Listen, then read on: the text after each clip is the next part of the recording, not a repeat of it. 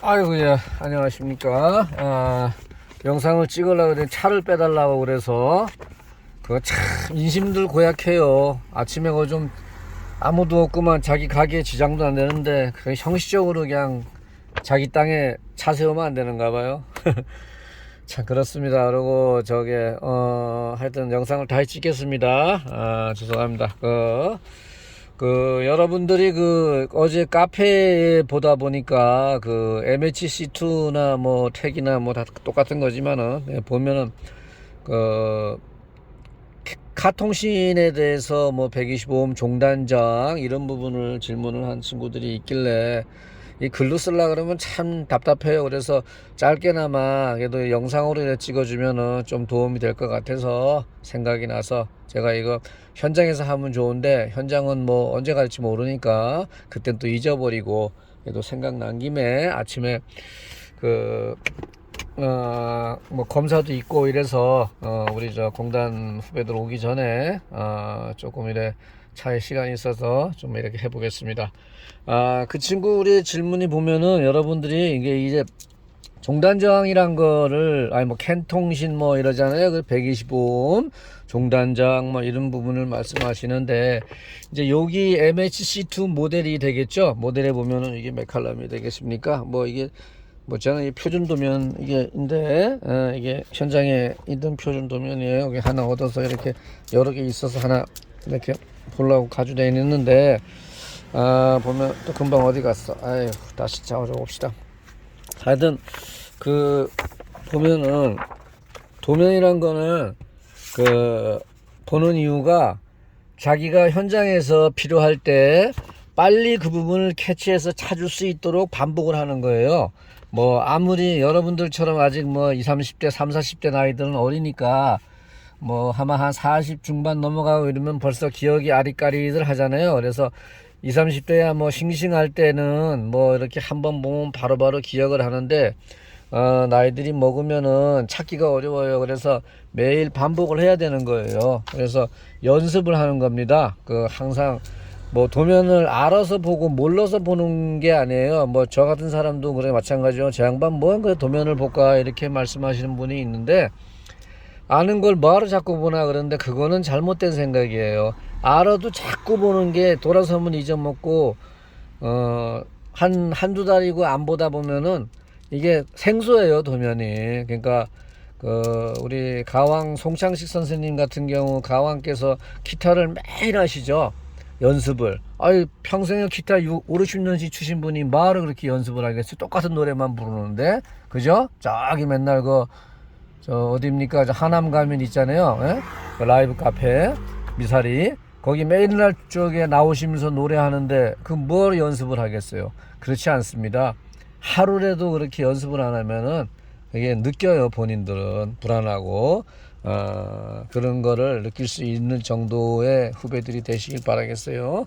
자, 그래서 보면은, 여기 이제 아마 종단장일 겁니다. K400도어라고 했는데, 이거는 중요치가 않고, 자, 원리는 똑같으니까, MHC2에서 보면은 지금 여기 캔이라고 쓴 부분 X11이 되겠네요. 그죠? X11의 1번, 2번이 여기 이제 종단장 기판에서 나오는 시작점이죠. 여기, 그죠? 요렇게 해서 보면은 제일 먼저 CRIB로 가죠. CRIB로. 그죠? CRIB는 가상부 기판을 얘기하는 거죠. 거기에서 연결돼서 T케이블을 요구하는 T케이블 구간이겠죠. 그죠? 이렇게 와서 그 다음에 또 보시면은 도어 인버터도 있고, 그죠? 이게 지금 다 나오지 않고, 오토캠, 아나운, 요런 게 다 통신이죠. 로드 스위치 다 걸려 있네요. 그죠? DLW죠. 도어 인버터, LCD, 그죠? 있는 거는 있고, 서브, 메인, 보조, CM 보드로까지 이렇게 되죠. 여기서 이제 보면, 이 도면상에는 지금 이제, 여기에서 보면 125음이 여기에 끝에 이렇게 저항이 걸려 있죠. 요걸 우리가 종단이라고 하죠. 종단. 끝에 걸렸다 해서 종단 저항이 걸린 겁니다. 근데 이제, 요렇게 도면을 보시면 도면대로 다 돼 있는 곳 현장마다 조금 위치가 바뀌어가지고, 종단 저항이, 니얼도어에, 여기는 니얼도어에 씌워들어 있죠. 이거는, CN 보드가 메인이 있고 뭐 리어에 있을 때 마지막 끝에다 이렇게 표기를 해 놓은 거고, 실제로 여기는 우리 현장은 이게 없으면 없는 거죠. 그죠? 어쨌든 그 CN의 마지막 부분에 이렇게 종단이 걸쳐 있죠. 그래서 이제 보면은 보통 이제 그 종단이 보면은 이제 그렇습니다. 그 이제 동양에는 뭐 통신 방식은 다 마찬가지예요. 옛날 DY도 그렇고 보면은 이제 가상부 도어 인버터가 보통 이제 종단의 끝이죠. 이제 통신에. 그럼 지금 같은 경우 보면은 이제 그 여기에 이제 보면은 메인 보드가 이렇게 있죠. 그죠? 메인. 색깔이 잘 안 나오나? 자, 여기 이제 메인이죠. 메인 보드 MHC2라고 할 때, 메인 보드에서 이제 두 라인이죠. 두 라인. 통신 라인은 두 가닥 아닙니까? 캔 통신 라인 두 가닥이 이렇게 있죠. 그럼 우리가 이게 D케이블을 타고 가상부에 CRIB로 이렇게 오겠죠. 그죠? CRIB로 이렇게 두 가닥 오겠죠. 통신이. 자, 그죠? 통신이 두 개. 자, 여기에 종단. 자, 그러면 이제 질문하신 게, 여기에서 저항값을 이렇게 체크하면은 얼마가 나오죠? 125ohm이 나오죠? 125ohm이. 근데 여기에서 이제 저항값이 나오는 게 보면은 실질적으로 여기 보면 아마 여기 종단 시작점이 여기 메인 인버터, 인버터에 보면은 인버터에 이렇게 종단 저항이 그 뭡니까 그 종단 저항이 아마 그 인버터 내에 시작됐을 거예요. 인버터에 이렇게 종단 저항이 있을 겁니다. 그럼 요게 이제 실질적으로 이렇게 시작점이 요 이제 메인보드랑 같이 연결이 되죠. 여기서 이제 종단 저항이 이제 125ohm에 걸려 있고, 끝에 마지막에 보면은 이제 가상부 같은 경우는 이제 뭐 COP가 있으니까 COP의 어떤 MRL 같은 경우 뭐 T케이블이 그 CM 보드가 OPB에 있는 것도 있고 그러죠. MRL 같은 경우는 CM 보드에 라고 일반적으로는 CM 보드에 COP 보드죠. COP 보드라고 그러죠. 그 COP 내에 CM 보드에 마지막 이제 그 이제 통신 라인이 끝부분이 있겠죠. 어딘가는 이게 전부 이제 여기에 보면은 CRIB도 있고 뭐가 있죠. 또 뭐 저기 착상 장치 APD도 있고, 그다음에 뭐 도어 인버터 그죠? K400, 200, K200 도어 인버터, APD, 뭐 오버로드 여기 있는 것처럼 뭐 로드 뭐 쭉 가상부에 있는 모든 게 요즘 다 통신 방식이니까 그죠? 여기에 있겠죠. 그러면 이게 여기에서 뭐 다 이렇게 연결이 돼 있지 않습니까? 또 요렇게 또 다음 또 여기서 요렇게 연결이 되겠죠. 요렇게 연결이 되고, 또 여기 있으면은 CM 보드로 가면 여기 CM 보드로 연결되죠. 대신 여기 중요한 게 이게 병렬이 아니고 이렇게 직렬이죠. 직렬. 그래서 이 중에 하나가 문제가 생겼을 때 통신에러가 발생하는 거죠. 통신에러가. 그러면 통신에러가 이거를 병렬로 하면 뭐 왜 병렬로 하면 안 되냐 또 이렇게 질문하거든요. 이거를 병렬로 하면은 안전성에서 일단 모든 게 결여가 되겠죠. 이 중에 하나가 문제가 생겼을 때는 통신에러가 찍어서 칼을 운행 정지시켜야 되겠죠. 그래서 만약에 요 뭐 착상장치 APD가 불량이 났다. 그런데 뭐 통신 에러는 올라오는데 우리가 이 몇 개 있는 거 그렇게 많지는 않지만 그 중에 통신으로 쓰는 그 기판유 중에 선로가 불량일 수도 있고, 아니면 요 있는 기판이 불량이겠죠. 그러면 요 부분을 빼고 요 기판을 뽑고서 요렇게 그냥 직결로 연결을 해서 보면은 만약에 이게 이상이다 그러면 요 통신 회로가 이제 이상이 없어지겠죠. 고장 처리할 때는. 그러니까 하나씩 이렇게 뽑아 가지고 체크해 놓는 게 가장 빠르겠죠. 이 원리만 이해하면 되니까. 이 통신이란 게 메인보드에서 이렇게 해서 기판으로 직렬로 해서 마지막 끝단에까지 이렇게 직렬 통신이 되어 있다. 이게 통신 방식이에요. 쉽게 말해서. 그러면 여기에다가도 저항을 이렇게 걸어 놓지 않습니까? 그럼 여기가 우리가 125ohm이란 저항이 있어요. 그러면 자, 저는 체크를 했는데 여기에 왜 125ohm이 나오는데 꽂으면 안 되고 뭐 60인 뭐 왜 안 나오고 이러죠? 이렇게 질문을 하셨는데, 자, 저항값을 체크할 때는 무조건 전원을 반드시 다 끄셔야 돼요. 그러니까 반드시 뭐 잭을 뽑을 것도 없고 일단은 꽂아 놓은 상태에서 모든 전원 전원 끄고 요즘은 그 MHC2 같은 경우는 그 밑에 기판에 12V 전원도 있잖아요. 그거 안 끄시면 안 돼요. 그거 다 끄시고 테스트 해가지고 요게를 딱 정한값을 체크하면 정확하게 얼마 나오냐? 65ohm이 나옵니다. 왜 그럴까요? 125ohm인데 왜 65ohm이 나올까요? 그거는 여러분들이 아시다시피 뭐 아시는 분들은 좀 전기에 이런 걸 전기 통론을 배우신 분들은 아시겠지만은 요게도 있고 저항이 있죠. 그러면 쉽게 말해서 선로에 요렇게 125ohm 저항이 요렇게 두 개가 있는 거죠. 그죠? 여기도 125ohm, 125ohm이죠. 그러면 요렇게 체크를 하게 되면은 요거는 저항값이 어떻게 돼? 합선 저항이라고 그러죠. 두 개 합성 저항값이 나오죠. 합성 저항 식은 아시죠?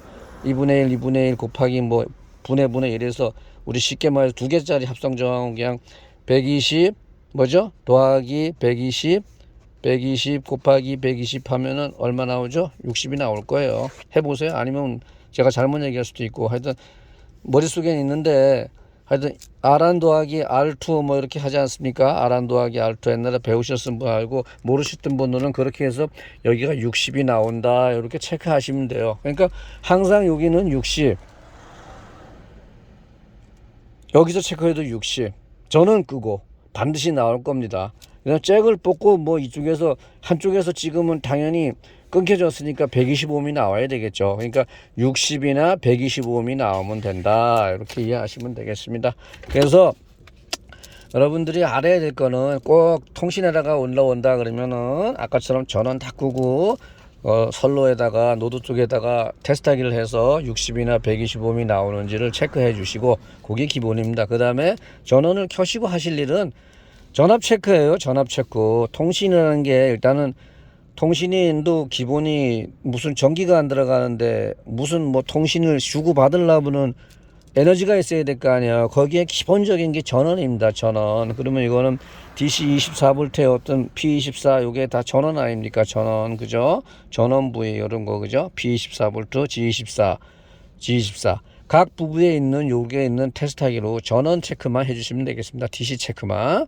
DC 체크를 해서 24V면 전격에서 24V가 나오면 가장 좋지만은 그래도 그 뭐 24V인데 뭐 26이 나오고 27이 나오고 뭐 23이 나오고 뭐 이렇겠죠. 그죠? 이렇게 나오면 괜찮습니다. 근데 너무 이게 현격하게 너무 높거나 그죠? 막 28, 9 막 여기에 막 21, 2, 20 뭐 이렇게까지 나오면은 층고가 높게 되면 아무래도 전원이 딸리게 되면 통신 노이즈가 통신에 문제가 생기는 건 필연이잖아요. 그죠? 당연한 거지 않습니까? 그러니까 그렇게 되면은 뭐 파워 서플라이라든가 이런 쪽에서 전압을 좀 상승시켜 준다거나 그 정도까지만 여러분이 하시면은 가장 중요하겠습니다. 중요한 거는 요렇게 항상 기본 원리 직렬로 이렇게 두 가닥으로 해서 모든 엘리베이터는 다 그렇습니다. 요즘은 택만 그런 게 아닙니다. 뭐 현대든 어디든 다 이런 방식으로 엘리베이터를 같이 가고 있으니까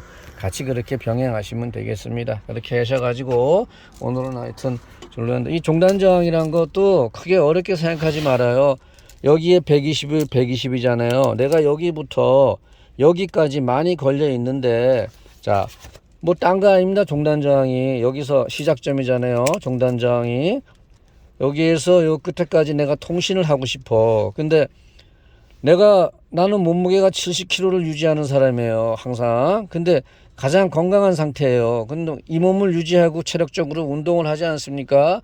뭐 그다음에 뭐 스트레스도 받고 뭐도 받고 하다 보니까 가다 보면은 살도 줄 수 있고 빠질 수도 있고 막 이러잖아요. 그러면은 여기까지 가다 보면 이렇게 잘 주고받고 살다가 인생살이가 그렇잖아요. 인생살이가 어려운 일도 만나고 사기도 당하고 뭐 이겨내고 이래야 되는데 그러다 보면은 새길로 빠지다 보면은 병이 생길 거 아니에요. 그럴 때 항상 여기에다가 중심을 잡아줘. 똑같이 여기다가 70kg란 무게를 유지할 수 있도록 항상 그 초심 있죠. 초심을 잃지 말으라고 여기다 이렇게 저항을 달아 놓는 겁니다. 그래서 인간사 마찬가지예요. 항상 이렇게 초심을 잃지 말아라. 그게 종단 저항의 역할입니다. 자, 이렇게 하시고 자, 뭐 제가 잘은 모르지만은 그래도 여러분들한테 후배들보다가 조금 더 많이 엘리베이터 한 사람으로서 뭐 그러고 살고 있습니다. 뭐 언젠가는 또 좋은 기회들이 있겠죠. 저는 뭐 순수하게 그 나이 40을 훨씬 넘어서 내 나발이 다 버리고 안정된 거 다 버리고 뭐 현대엘리베이터에 뭐 최소한 얘기했죠. 뭐 현대엘리베이터 협력사 사장이나 뭐 아니면은 뭐 현대서비스 소장이나 뭐 아니면 다시 현대로 복귀를 했을 수도 있을 거고. 근데 그런 기회 다 저는 그런 거 다 멀리하고 오로지 그 자식의 도해지에서 살고 싶다는 그거 하나로 올라왔습니다. 그래서 자식들이 행복해하고 잘 적응하고 때로는 어렵지만은 가정사가 다 그렇지 않습니까? 그러면서 그래도 오늘도 우리 딸이 또 그 여행사에서 근무를 하고 이제 학교 대학을 나와서 이제 여행사에 취직을 했는데 오늘도 지금 중국 담당이다 보니까 지금 인천공항에서 중국 출장을 가는 모습을 보고 혼자서 회사 대표로 가는 걸 보고 대견하고 뿌듯합니다. 사람이 저는 제2의 어떤 성과를 이뤘던 것 같고 이제는 자식을 위해서 살라고 자식이 행복하면은 어린 나이에 했지만은 그게 행복인 것 같습니다. 자식이 행복하고 잘 되는 그게 행복이죠. 돈 중요한 거 아닙니다. 돈 벌면 좋죠. 근데 아무도 없는 사람들이 돈 버는 거는 뭐 일확천금을 맞거나 아니면은 남 등을 사기 쳐먹는 수밖에 없어요. 근데 그렇게 살 필요 없고 여러분 현재 일에서 20대 30대 후배들은 그냥 열심히 하십시오. 저도 그 나이 때는 진짜 열심히 했습니다. 열심히 했기 때문에 지금도 이렇게 엘베하면서 그래도 기억력도 안 좋아지고 하지만 이렇게 밥 먹고 살고 있는 것이에요. 그러니까 20, 30대 여러분들은 40대 초반 뭐 이래 애들은 그냥 열심히 하십시오. 40대 친구들은 한창 열심히 하시고 애들 크니까 이렇게 하시다 보면은 그 성실하게 월급 조금 뭐 직군에다 하다가 많이 받으면 좋겠죠. 근데 그거 아껴 쓰고 이렇게 사는 게 최선입니다. 그러다 보면은 반드시 또 좋은 날을 올 거라고 저는 굳게 믿습니다. 그래서 여러분들도 다음에 또 좋은 영상으로 뵙고 여러분도 오늘도 하루 즐거운 날 보내십시오. 여러분 사랑합니다. 열박사회원 여러분. 의리 안 했네.